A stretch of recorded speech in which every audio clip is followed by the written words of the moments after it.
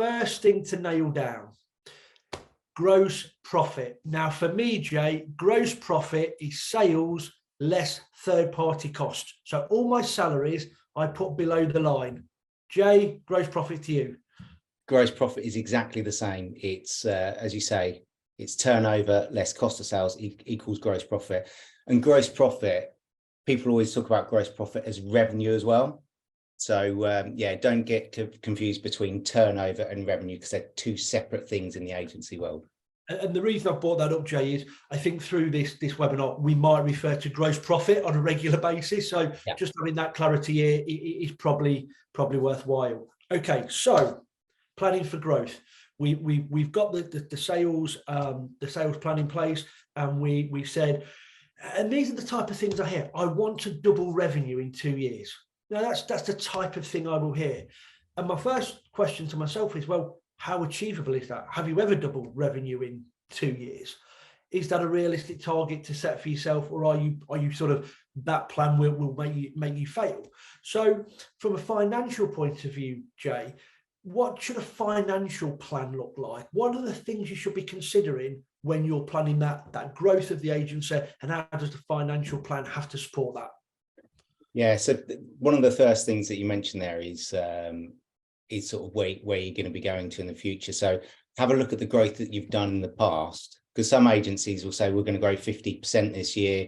Well, hang on a minute, you've only grown 10% for the previous 3 years. So where is that growth going to come from? So that's kind of your way to think about your top line. And most agencies want to get to that EBITDA of 1 million. So how many years going forwards do you have to get, and kind of a sensible growth, or it could be that a new client comes in. So that's kind of the think about that as kind of the top line. The bottom line, so say for example that you've got a new client coming in, and or there's growth from an existing client, and you're going to get to that 50% growth. That's going to happen.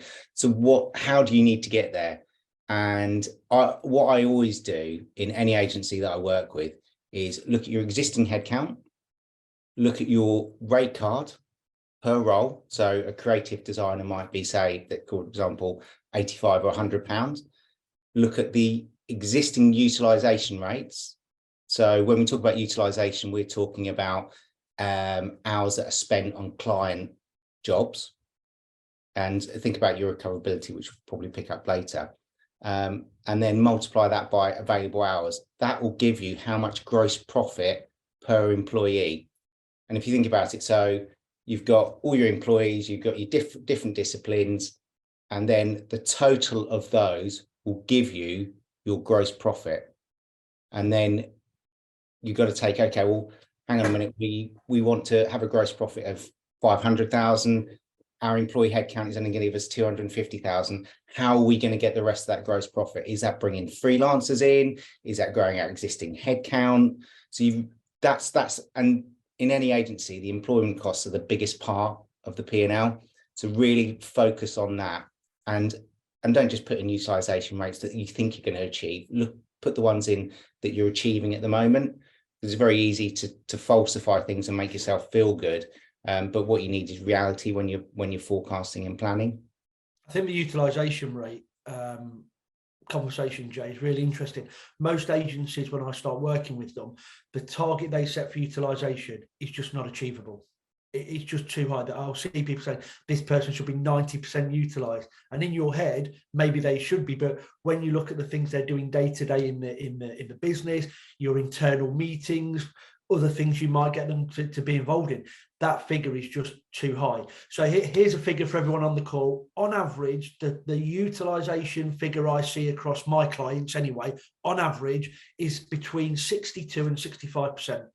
That's sort of the average across the agency I would see. And obviously that's higher at people like designers, developers, and lower for your client service people, etc. But overall, that's the number that tends to come out for the clients I work with. I don't know how you feel about that, Joe, whether that yeah, I think those numbers are certainly the numbers that I'm seeing. But you know, if you have got employees that are over 100% utilization when you're reviewing your utilization reports each month, then don't just think, oh, that's great. It's not great, because you're burning your team out.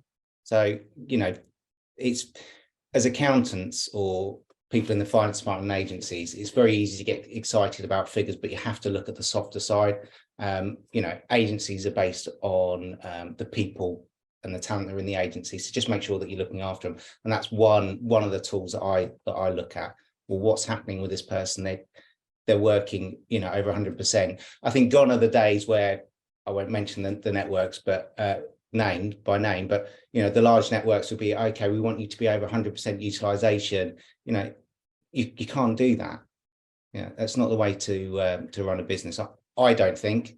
Yeah, I agree, Jay. And I think that ties in nicely with that figure you gave right at the beginning of £1 million EBIT, because that's a number I get given up. Well, actually, what I get given is we'd like to sell the agency, and the magic number I seem to get all the time is £5 million. So people say, I'd like to sell my agency and I'd like to get £5 million for it. Normally because there's 2 or 3 directors and they've gone, that means we'll walk away with this amount of money each and everything's great. But when I look at that number, £5 million, I say, well, okay, to get £5 million, this isn't always the case, but as a rough guide, I'd say you've got to be doing £1 million EBIT, which therefore means you need to be having a £5 million gross income agency doing 20% EBIT will give them a £1 million. That will get you near to that £5 million sale value. And it's when I have that conversation with them then that says, okay, so to do 5 million gross income, you'll probably need to go in to have an agency a size of between about really 50 and 55 people. In reality, that's what the agency is going to look like in size. And when you're then speaking to the agency that may be 15, 20 people, I don't know how many agency owners go, what would that make me feel like to have 50 people walking through the door every day? And I think when you talk of the softer side of planning, I think that starts coming in. Emotionally, how does it make you feel to know 50 people are going to walk through the door every day, or 55 people? But I think if you don't take that into consideration, when you were talking about your planning, Jay, of each individual and their utilisation rates, then your plan will never be really sound. And on that planning, Jay, do you what time frame would you look to plan out? 1 year, 3, 5? So I always, to get to those numbers, I always like to think of, well, what are the aspirations of the business? What does the next 3 years look like? What is a goal? And just remember, it's not a goal. If you don't hit the targets, don't get frustrated, and don't think of it as, well, in the last 12 months we've done, because you look at, I always look back as well, the last 12 months, just to give me a sense of where the direction of the business is going. But yeah, have a target, but don't get really hung up on about it, and don't be disappointed if you don't quite achieve it. But as I say, I look forward to 3 years. That's kind of a high level budget, not loads of detail. And then it's the next 12 months. What does that look like? Because, you know, most agencies, the visibility really, if you can look at your forecast and see what you're doing in 3 months, I think for an agency you're doing really well, because most agencies are project based, and I think retainers are becoming less of a thing now. So it's difficult to really look at anything sometimes beyond 3 months. But you know, so again, what do the next 12 months look like? And do we have the pipeline to fill that and get those revenue targets? And then look at, well, hang on a minute, if we've got this revenue coming in, what talent do we need coming in the business? Because you know, talent is the most important part of an agency. Yeah, and the retainer project question, when I first joined this world 20 years ago, you know, you'd have design agencies would have retainers with their clients, and it would cover things like ISDN lines and A3 colour copies and A4 black and white copies and all of this. And I think you're right, they've all moved away to more project-based work. The PR type agencies I work with do have more retainers, and on the face of it, it's good for planning, i.e. the income that's going to be coming in. It's great for planning, but actually managing those retainers and making sure every month or every quarter you're not under recovering with those clients is really challenging. And I think that's where that good planning of the utilisation and the revenue really comes into play to help manage those retainers. And it feels we're at the point, Jay, where we're talking about, we should have a plan in place for 3 years with more detailed for one, and looking at this on a 3 monthly basis, taking into account some of the soft focus around, well, are we burning people out? What do I feel like having, if I want to get to 5 million gross income, at some point having 50 people walk through the door every day? When we look at that, are there any sort of key challenges, regular challenges that come up when an agency is trying to put all of this together? And what are they? And what advice or hints, tips could you give for agency owners? Okay, so the two biggest challenges, and I always say this, is one, because I'm not involved in the first bit, which is new business and growing existing clients. That's a really tough job. Business development in agency world is really tough in the UK and certainly in the US and the UAE. So new business, and the other one is talent management. So when we talk about talent management, we're talking about our employees, and it's talent retention. So how do we retain employees in the business? So you've got to be looking at things like their personal development, a good place to work. You want to make sure that you've got a really good culture within the business. So sort of those soft sides, you've got to make sure that you're benchmarking regularly against your competitors in order to maintain talent. And also then you've got to think about employee turnover, because that's one of the, I know we'll probably discuss metrics later, but that's one of the things that I always look at. So employee turnover is the number of people leaving the business divided by sort of the average number of people over the last 12 months. And that's, if it's above 15%, then it's something you really need to look at. And that's the number that I see going up in the next 12 months. And then what's the reason for that, Jay, based on your experience, your own thoughts? Why do you see that number increasing in agencies? So in agencies, what's happening is we're slightly older, Jay, but I think the younger workforce, I won't call them a group or anything, but they're very ambitious. They're really interested in the development of their career, and they want experience from other companies rather than just working at one company. So I'm seeing that between sort of, I don't know, the 20 to 30-year-olds. That they're really focused on what they want to do and making sure that they're going to be, their career is on track and where they want to go, and also their beliefs as well, which is becoming more and more important, I think. So it's attracting new talent. I'm sitting on interviews now where it used to be you would just be interviewing the interviewee, and now it's the other way around. They're interviewing you almost more than you're interviewing them. Which is, I think certainly turned around in the last couple of years. Yeah, I think that's a good point. And if you're looking at that retention of the team, Jay, have you got any metric? You may or may not, but any metrics around how long an average person is now in that sort of age group staying with an agency? Are they moving every 2 years, every 3? You may or may not have. I just hope the question worth asking. Yeah, I'm saying it's between sort of 2 and 2.5 years. I think that's kind of what we're seeing. So yeah, and you think, well, that's not long, because if you think you onboard someone, and why is employee turnover really important? Well, if you think about it, by the time you onboard someone, they're getting used to your ways of working, and then from a financial accountant point of view, then they start to contribute to the bottom line, because what you don't want is loads of people coming in and out of the business, because by the time you're training and onboarding them, they're starting to contribute to the bottom line, and then they go, and then you've got to repeat it all again, and it's all really time consuming for the rest of the agency as well. And I think that's something, it's sort of one of those soft focuses, but also becomes a very hard number focus, because if you are planning that I'm going to get to 5 million and this plan is over 3, 4, 5 years, you have to start factoring in things like recruitment costs or downturn in revenue. And I think for me, one of those challenges, you put it around new business and people. I think focusing on people is right for this particular webinar. Is, do you get the team in place before the work, or do you wait till you've got the work, then get the team in place? And I think that is such a hard balance to get right.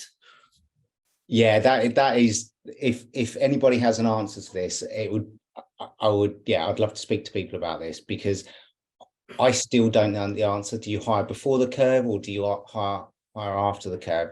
If you hire before the curve and the revenue doesn't come in, you've got a problem, because your headcount is too heavy for your turnover and your revenue.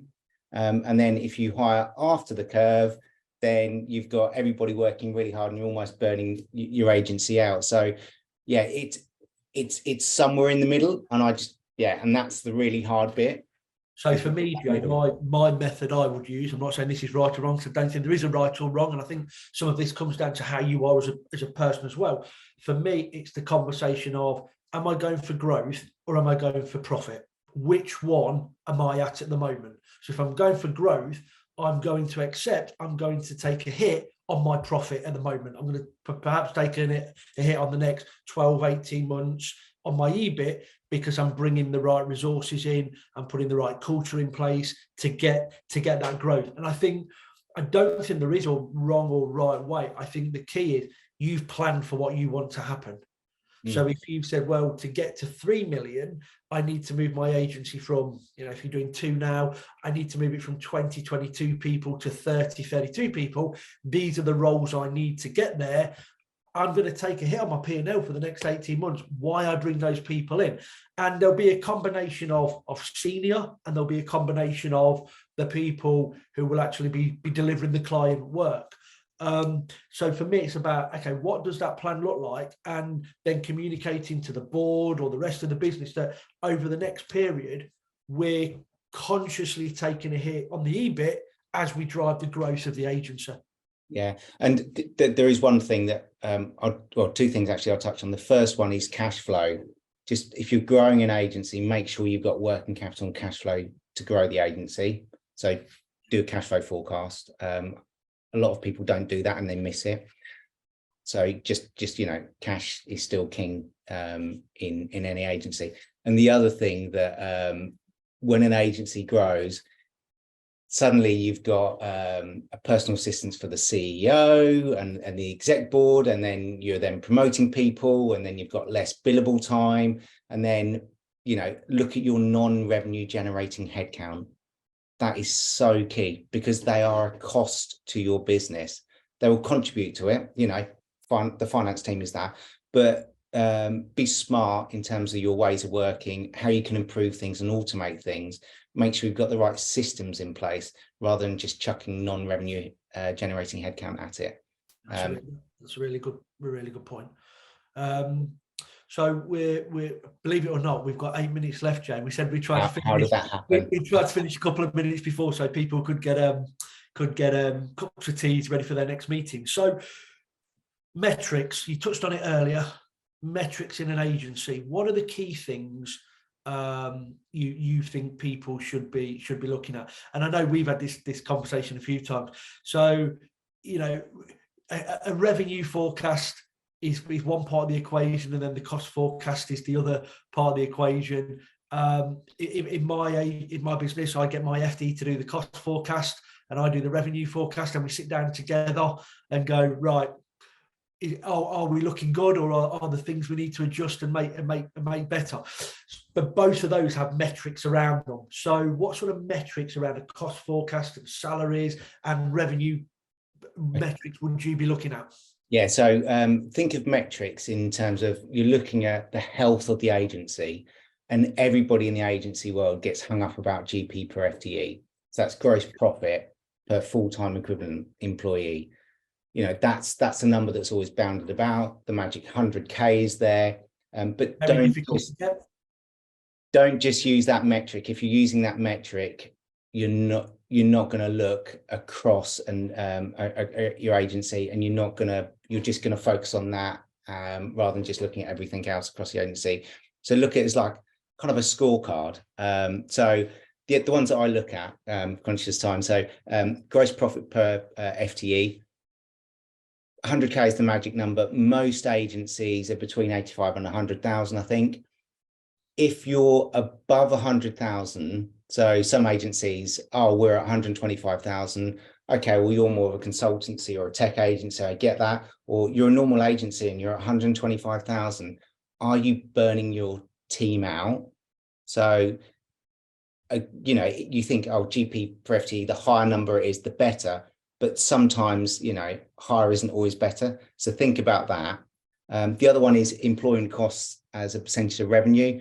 So, you know, everyone talks about under 60%. That's great, but that's for the larger networks and agencies.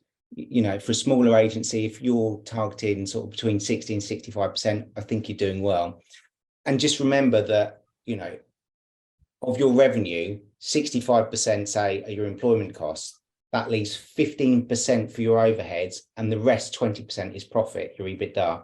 So that's why that number is really important. And then EBITDA percentage, magic number is 20%.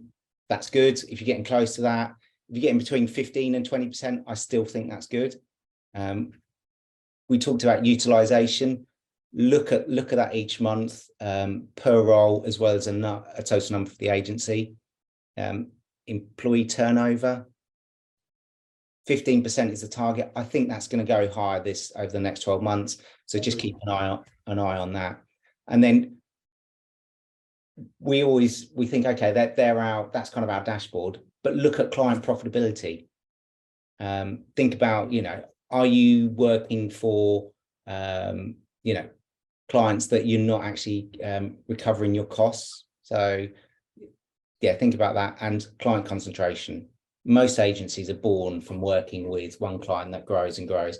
And, you know, the ambition of the agency is then to get new clients in, to reduce that client concentration, but just keep an eye on that. And then, as we mentioned before, non-revenue generating headcount. It's so easy to employ people. You know, you have an office manager and you have someone in HR. You know, your top line's getting bigger, so your finance department saying, oh, we need more people. So think about that and how that works within the agency. So they're sort of the key ones. I could spend hours on what we've talked about, but do try and keep a dashboard and look at when you're getting your month-end numbers, turn them into KPIs that you're targeting, and then look at them, review them, and see what's going right, what's maybe not going right. But do keep an eye on them, and don't be focused just by one metric, which is GP per FTE. That's really good advice, Jay. And on the salary one, the other thing I would add, when you're looking at your percentage of salary cost to GP, if you are directors and you're paying yourself the 12 grand a year before you pay tax, you need to normalise your dividends into that salary cost. So, for example, if you're an MD of an agency doing 2 million a year, you're the owner, you're operating in MD capacity, I would look and say, if I wasn't here, what would I need to pay an MD running a 2 million gross income agency? Probably 120, 130 grand. That's the number I'm going to put in there.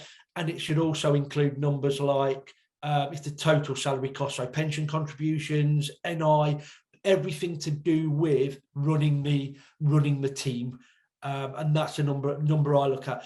You're right, Jay. At the moment, 65% is probably an average. It's creeping up to 68 in some agencies. It's 70, and then the number, that overhead number, it's been reduced after COVID. People have reduced office space. People aren't traveling as much, so that's been brought down. I think in some agencies that's had an inflationary effect on the P&L. Yeah. I think as that number increases, which it will do over the next 2-3 years, I think if you've not got your salary costs under control and that number starts increasing, you're going to see a real pinch on your EBIT.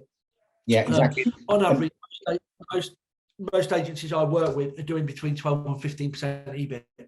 And that is largely because the salary costs have increased over the last 2 years. Look at your rate card as well, going out to your clients. If your salary costs are increasing, how are you going to recover that?